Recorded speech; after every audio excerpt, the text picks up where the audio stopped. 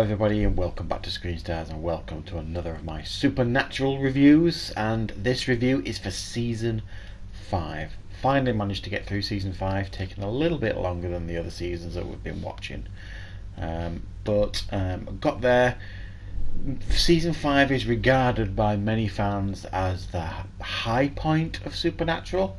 And some cynics would suggest it's been on a slide ever since Season 5. I don't necessarily agree with that. I think there's been some very, very strong seasons since Season 5, but there's no denying that Season 5 as a whole was certainly, arguably, the best Supernatural season. So as usual, we will talk briefly about all of the episodes, starting with, of course, Episode 1, which was called Sympathy for the Devil. Now, at the end of last season, the devil was out of the cage, and at the beginning of this episode, Sam and Dean are transported onto a plane, and essentially they've got to try and deal with the fact that they've let the devil out of the cage. The devil's circling, looking for his new vessel, and Bobby is possessed briefly and ends up crippling himself so that he can stop from himself from being possessed. Episode 2, Good God Y'all, was a pretty good episode. This was the one where we meet the Horsemen War.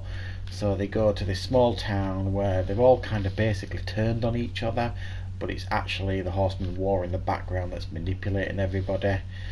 We see some returning characters here, and it's a pretty strong episode, and there's a huge level of distrust between Sam and Dean that is building over these early episodes. Episode 3 was Free to Be You and Me.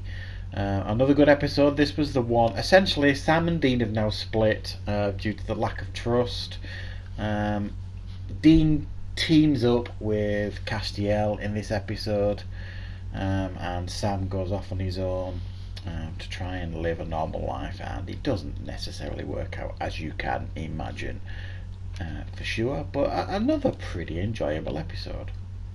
Now, episode 4, The End, was the strongest episode in this season so far, and this was essentially Dean is transported into the future where the devil has taken over. All seems to be lost. The Crotation virus has taken over. Castiel has become some kind of hippie, and it's been shown by Zachariah the angel what the world will be like if he doesn't say yes to Michael, the archangel who wants to be his vessel. Now, episode 5, Sam and Dean have reunited. Dean realises that they need to be together to stay strong. And this is arguably the weakest episode actually in season 5, and this was the one with Paris Hilton where there's all these famous things and objects coming to life killing people, but in actual fact it's actually this creature that takes the form of Paris Hilton that is doing all the bad stuff. Episode 6, I Believe the Children Are Our Future, another pretty strong episode. This was the one where the Tooth Fairy was coming to life and killing people, and the joke handshake machine was actually killing people, and it was all because of this child that thought it was all real, who in actual fact is incredibly powerful, and there's like a power struggle between the angels and the demons to see if they can get him on their side. But overall, a pretty strong episode. Pretty fun episode, this next one, The Curious Case of Dean Winchester. This is the one where Dean becomes an old guy. He loses years in like a poker match with this demon or wizard type person who is almost immortal, and if you play poker with him, you play with years, and if you lose, you age, and if you win, you get younger and all this kind of stuff. And it's quite a fun episode just to see Dean old. For many people, this is arguably the best Supernatural episode of all time, or certainly it would be in most people's top 10, and it's changing channels. This is the one where the trickster puts him in all these TV shows and has his way with them, has fun with them, and it's an absolute blast to watch. It is easily one of the best episodes, and I give it a very, very strong 9.5 out of 10. Hugely entertaining episode, to say the least. Now then, episode 9, The Real Ghostbusters, I think was another strong episode as well, and this is the one where essentially the Supernatural boys are invited to the very first Supernatural convention, run by Edward Carver, the author of the Supernatural books, and where they get to do a ghost hunt with the fans who dress up as them, and it's a really fun episode, a really great one for Sam and Dean. Episode 10, Abandon All Hope, another strong episode. This is the one where we lose two key characters in the show. It's quite an emotional episode. They essentially have got the gun now. They've got the gun that can kill anything back. They've got it back from they got it from Crowley, and they go after the devil in the hope that they can shoot him and take him out, but it doesn't go to plan.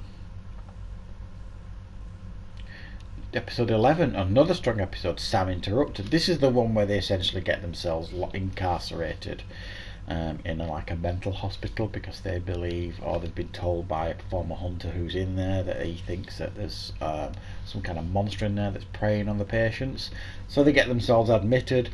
Quite a comedic episode for the most part, this one, but there are some very deep and meaningful moments in it too, when you realise essentially that Dean is at rock bottom.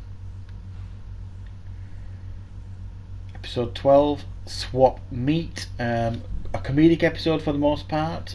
This is the one where this teenage boy swaps bodies with Sam and indulges his teenage fantasies, if you like.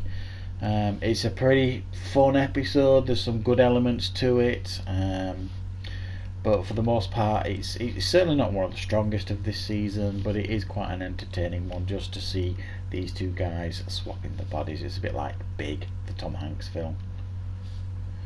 Episode 13, The Song Remains the Same. This is another one of those time travelling ones where they are sent back in time because an angel has gone back in time to essentially kill Sam and Dean's parents, to make sure that they're never born, so that their destiny cannot be fulfilled, and in regards to them both being the vessels for Michael and Lucifer. A pretty entertaining episode overall. Episode 14, My Bloody Valentine. This was, I think, a pretty good episode. This is the one where people are indulging themselves, and they think initially it's like Cupid that's doing it, but in actual fact it is another horseman that is making people indulge themselves. This is the one where Castiel as well gets obsessed and it goes on a meat binge, eating burgers constantly.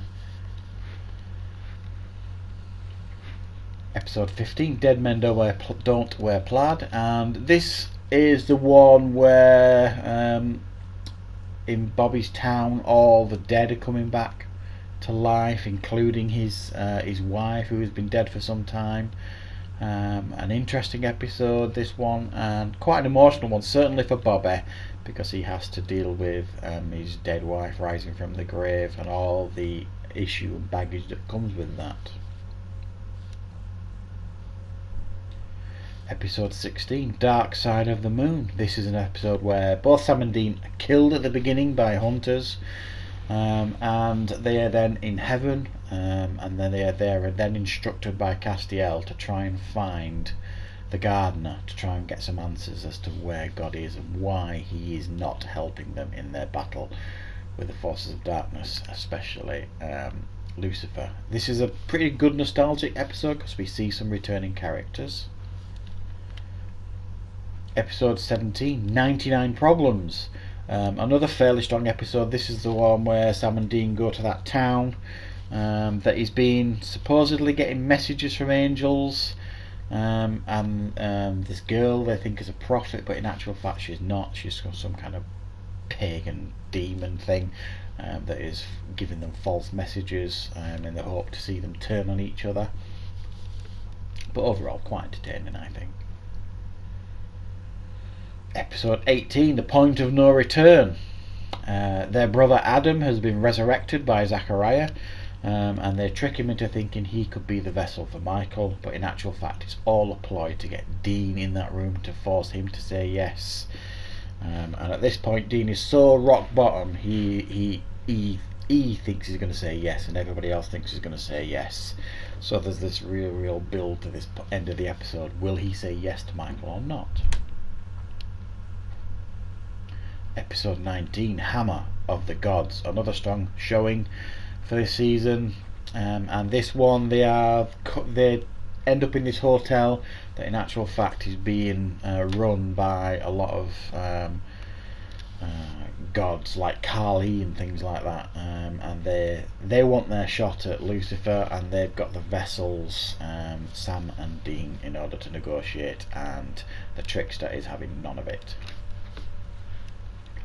20, The Devil You Know. Crowley makes a return in this one, and offers to help them find the last two horsemen, because he wants Lucifer gone, because he's in big trouble, because he's been helping them before. He helped them get the gun.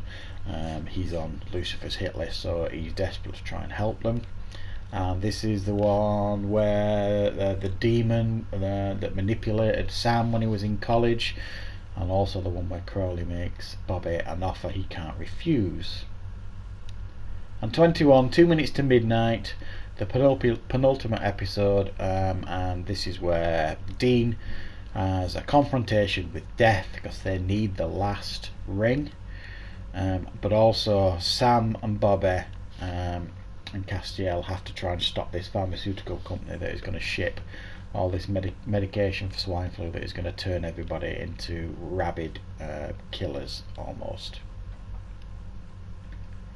And the final episode, again one of the strongest ever in Supernatural, is Swan Song.